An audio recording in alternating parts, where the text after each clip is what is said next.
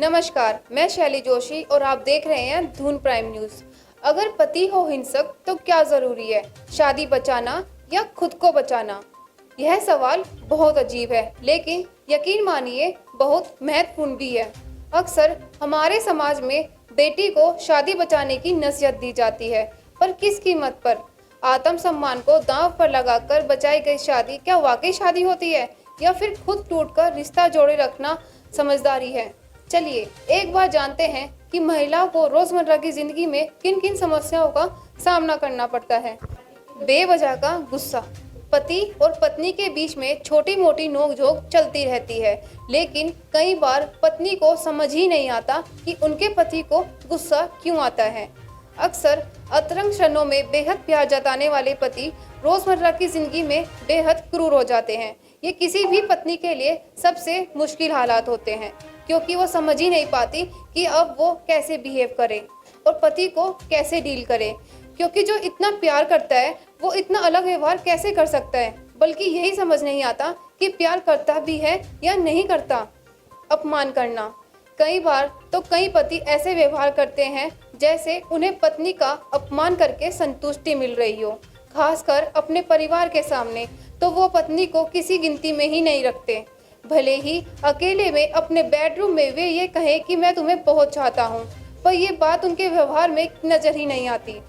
पत्नी को डांटना, उनके काम में बुराई निकालना और उसे पारिवारिक निर्णयों से अलग थलग रखना या महत्वपूर्ण मामलों में उसकी राय ना लेना, ये सब हिंसक व्यवहार के ही नमूने हैं, क्योंकि इससे पत्नी अंदर ही अंदर टूटने लगती है।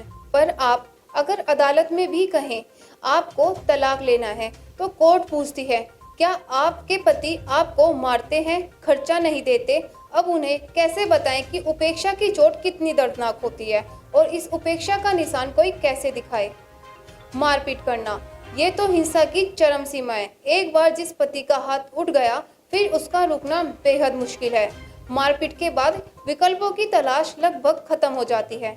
कई बार ऐसा होता है कि हिंसा करने के बाद पति बेहद अफसोस जाहिर करते हैं, यहाँ तक कि रोते भी हैं।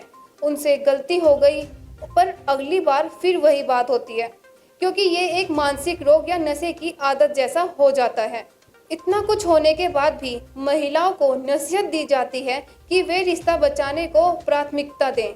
ये सब तो होता रहता है, पति है इतना तो कर ही सकता है। अगर आपके साथ भी ये होता तो आपको इन बातों में आकर फैसला करने से पहले खुद के बारे में जरूर सोचना चाहिए। अक्सर महिलाएं सामाजिक और पारिवारिक दबाव के चलते या इमोशनल बॉन्डिंग के चलते ऐसे इंसान के साथ समझौता करने को राजी हो जाती हैं, जैसे वो कई बार करती हैं, तब तक जब तक या तो वो पूरी तरह बिखर जाती हैं या आगे बढ़ने के रास्ते बिल्कुल बंद हो जाते हैं। ऐसे मामलों में विशेषज्ञों का कहना है कि कोई भी फैसला करते हुए एक बार अपने बारे में जरूर सोचें। जब परिवार या समाज आपके दर्द में आपका साथ नहीं दे पा रहा, आपको बचा नहीं पा रहा, तो ऐसे दबावों में अपनी सुरक्षा को नजरअंदाज करने में कहाँ की समझदारी है। याद रखिए, आप दृढ़ता नहीं दिखाएंगे तो यातना का सिलसिला बंद नहीं होगा। अक्सर औरतें दलील देती हैं कि वो जब तक इन हालात को समझती हैं तब तक वे प्रेग्नेंट हो चुकी होती हैं और अब बच्चे के जन्म के बाद वो अपने बच्चे को पिता के प्यार से वंचित करने का अपराध नहीं कर सकती।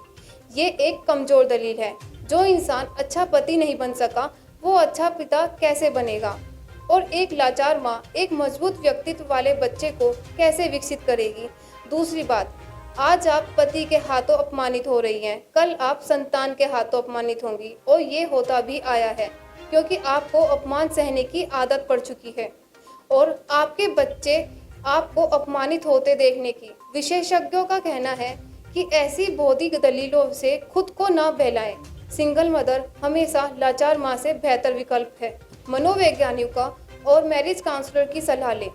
यदि आपके पति आपसे एक मौके की मांग कर रहे हैं और उसके लिए दबाव भी बना रहे हैं, तो बेहतर होगा कि आप उनसे मनोवैज्ञानिक और शादी के मामलों में सलाहकार के पास चलने के लिए कहें, क्योंकि हिंसा एक मानसिक विकार है और उसका इलाज जरूरी है।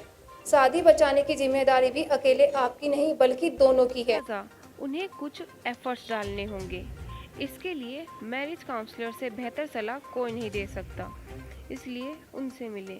याद रखें कि आप किसके पास जाएंगी ये फैसला आप करें, क्योंकि आपके पति अपनी कन्वीनियंस के हिसाब से अपने चुने काउंसलर या मनोवैज्ञानिक को फीडबैक पहले ही दे सकते हैं।